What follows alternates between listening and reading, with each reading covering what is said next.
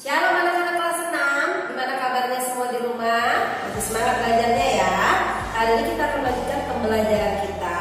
Tapi sebelumnya seperti biasa kita mau baca firman Tuhan dulu. Kita buka Alkitab kita. Pembacaan firman Tuhan hari ini teacher Melda ambil dari Kolose 1 ayat yang ke-10. Sekali lagi, Kolose 1 ayat yang ke-10, demikian firman Tuhan. Sehingga hidupku layak di hadapannya, serta berkenan kepadanya dalam segala hal.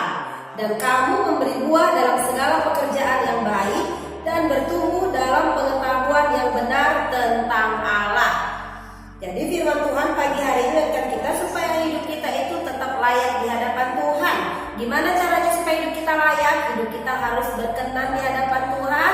Lakukan perbuatan-perbuatan yang baik dan benar menurut versinya Tuhan, bukan versinya manusia.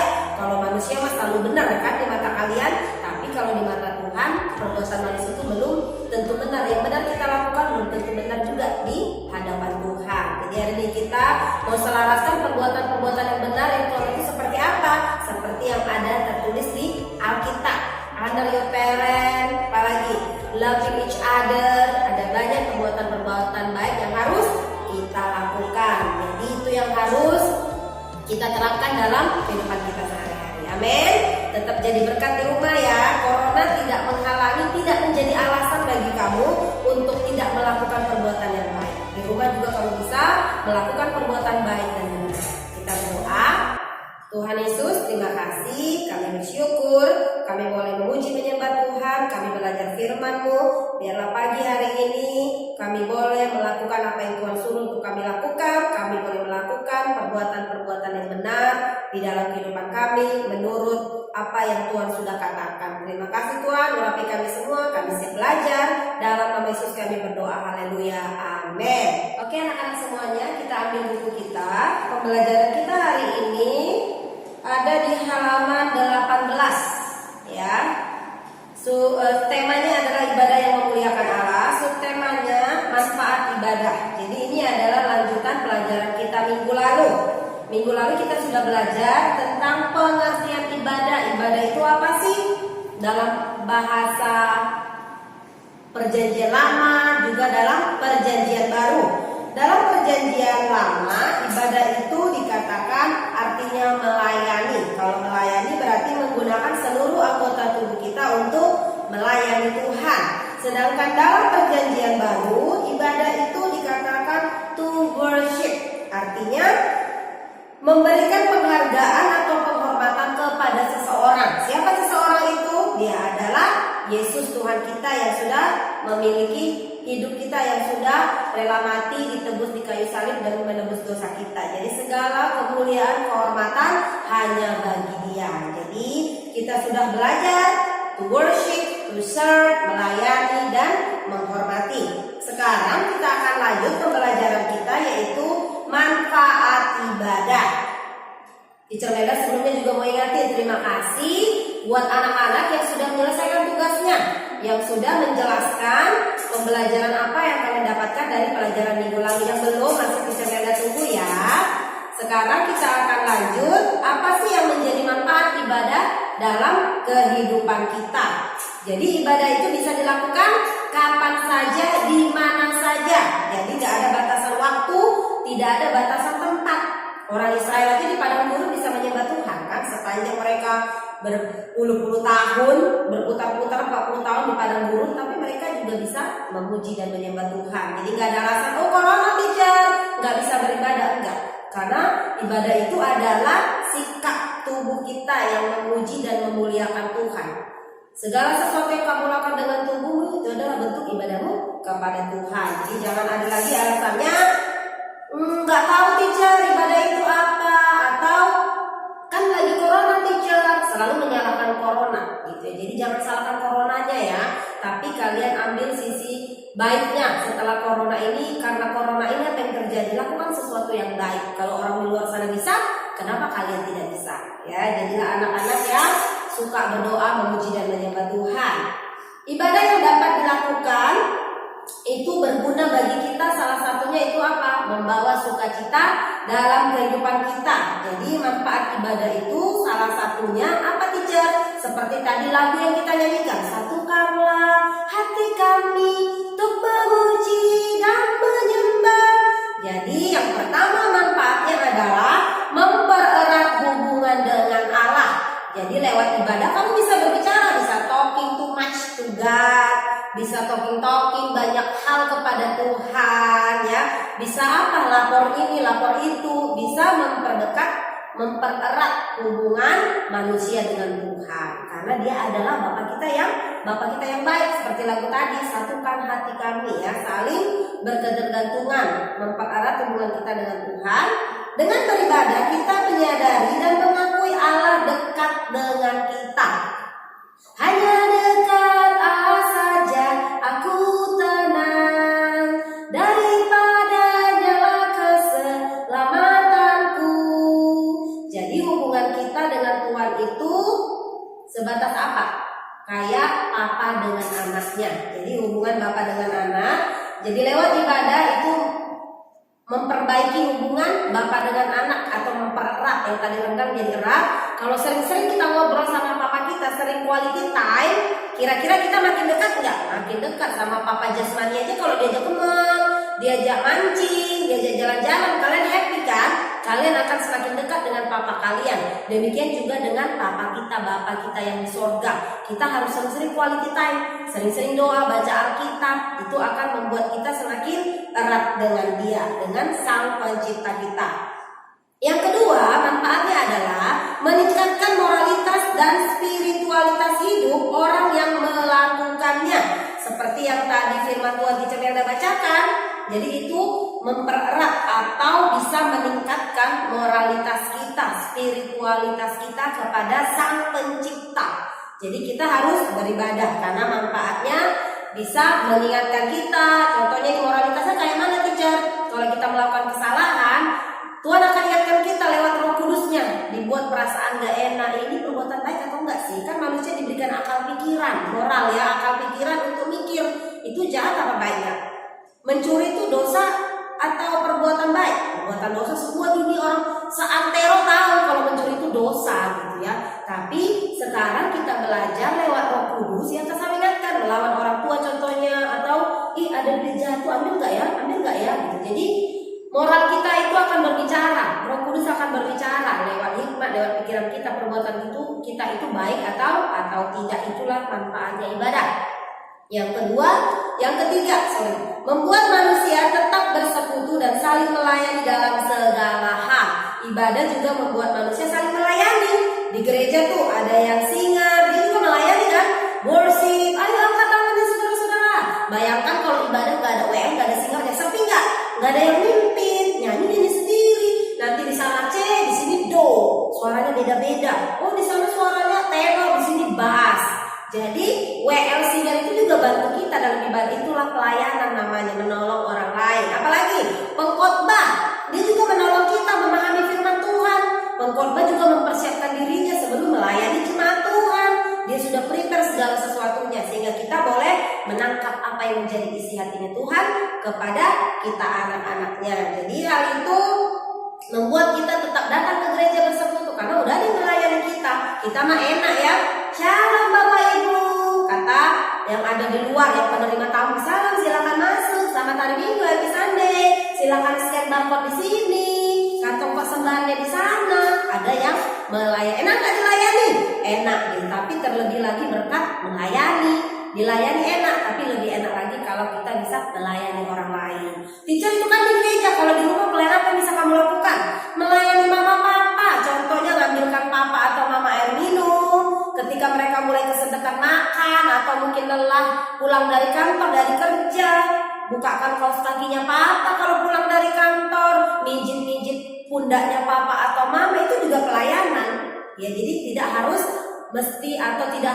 mesti di gereja ya. Jadi hari ini kita belajar ada 3 manfaat ibadah. Yang pertama tadi mempererat hubungan dengan Allah, yang kedua meningkatkan moralitas dan spiritualitas kita, yang ketiga membuat manusia tetap bersekutu dan saling melayani dalam segala hal. Amin.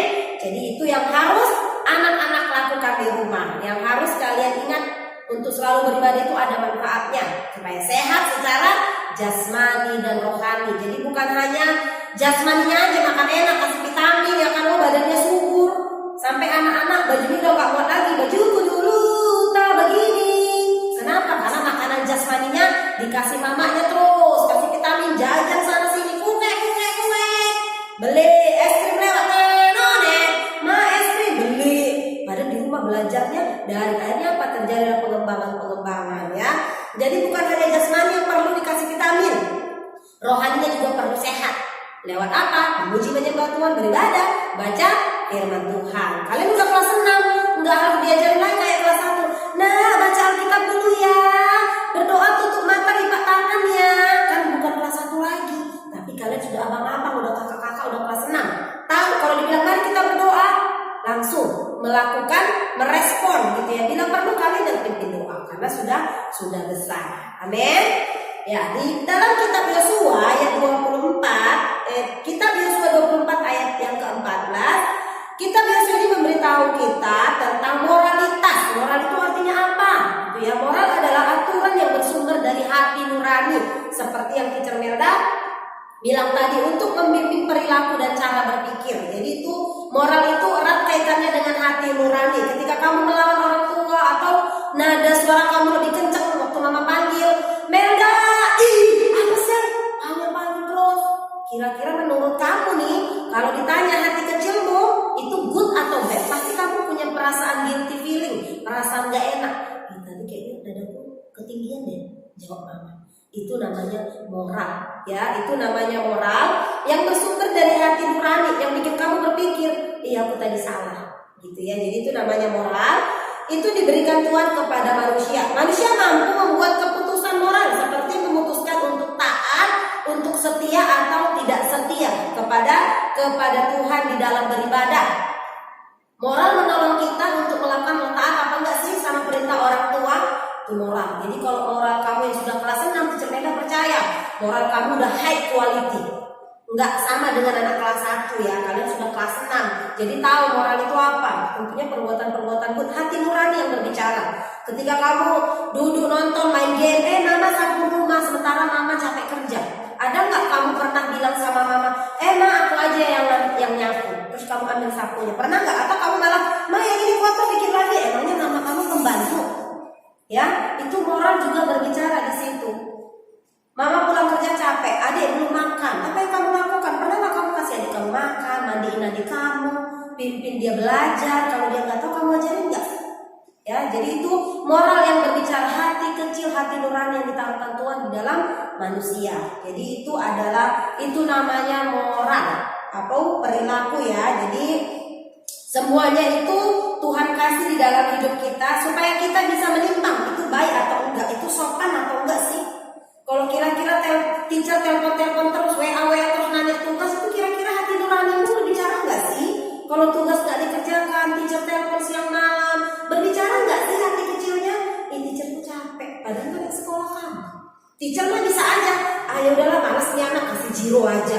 Tapi teacher nggak pernah lakukan itu. Teachernya tetap telepon siang dan malam, mau di reject, mau dijawab, mau nggak dijawab, teacher tetap telepon. Karena kenapa? Karena di dalam hatinya teacher itu pengen kasih yang terbaik, bukan buat anak-anak, tapi buat Tuhan. Kan firman Tuhan bilang, lakukan segala sesuatu seolah-olah seperti untuk Tuhan. Tugasnya teacher apa? Mengingatkan anak-anak, ingatkan terus berulang-ulang sampai kalian mengerjakan tugas kalian. Teacher Melda sampai menanti sampai hari ini, karena Teacher Melda tidak mau memperlakukan kalian seperti anak kelas 1 yang harus ditagih. Kalian sudah besar, kalian tahu tugas kalian apa. Habis belajar ada tugas, harus diselesaikan. Waktunya kapan? Minimal 1 minggu itu udah kelamaan, teacher tunggu. Ya, jadi yang belum tolong moralitas hati kecil kamu, hati nurani kamu berbicara nggak? Coba tanya nanti setelah belajar ini, tanya hati kecil kamu sudah good nggak ya? Tugas-tugasnya sudah beres belum ya? Bohong nggak ya? Sama mama papa gimana? Ya, kalian sudah kelas 6, jadi itu perlu kalian perhatikan.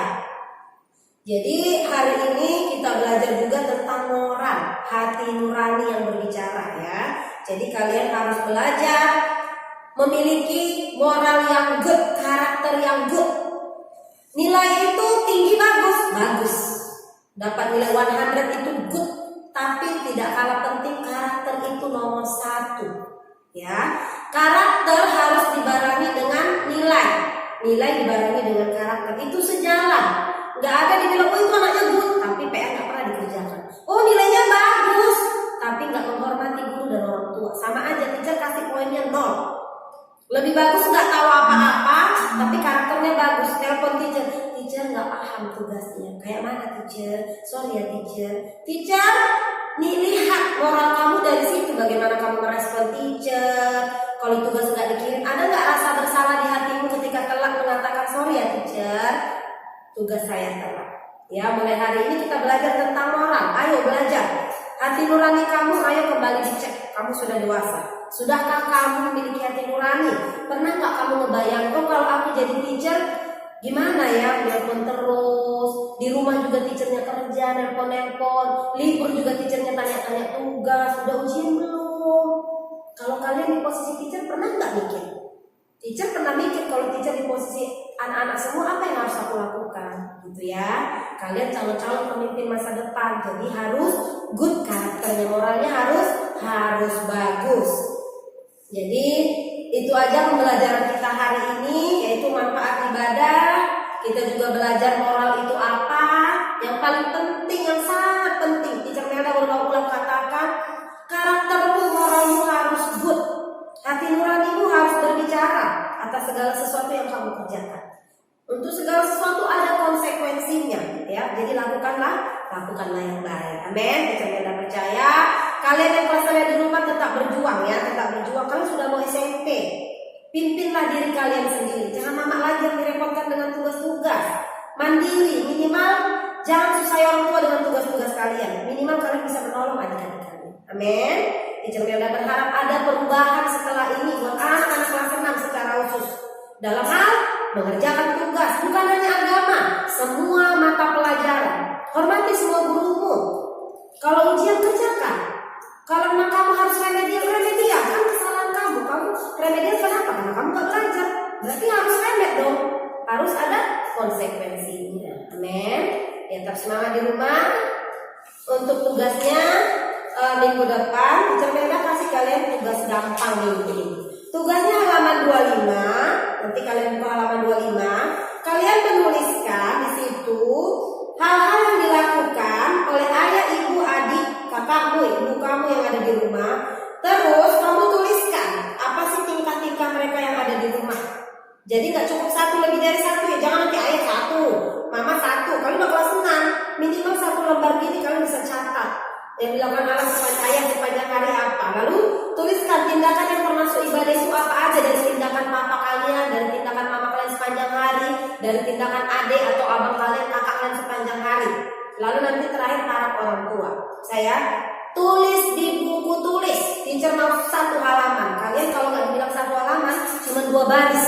Nyesek rasanya hatinya teacher ini, ya. Udah kelas 6 harus dikasih tahu. Ya, jadi tugasnya halaman 25 pindahkan ke buku latihan seperti ini, kolomnya buat perlakuan tuh nanti ayah.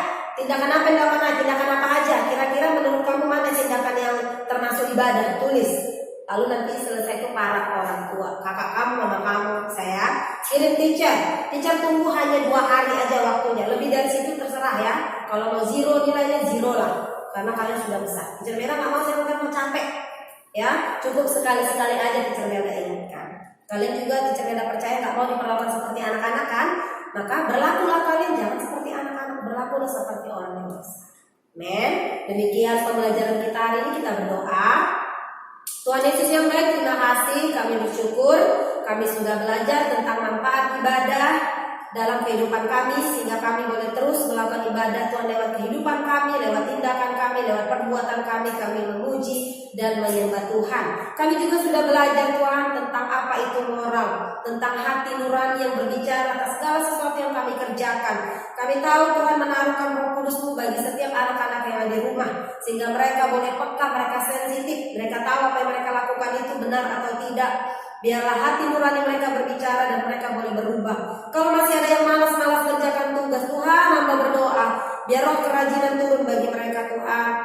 Daging mereka mungkin lemah, biarlah Roh Kudus memberikan mereka kekuatan, kemampuan untuk menunaikan tugas mereka sebagai siswa, menyelesaikan tugas-tugas mereka dengan baik di dalam nama Tuhan Yesus. Jadikan mereka anak-anak berkat di dalam nama Tuhan Yesus. Terima kasih Tuhan, kami bersyukur. Dalam nama Yesus kami berdoa, yang percaya dan berkati sama-sama katakan amin.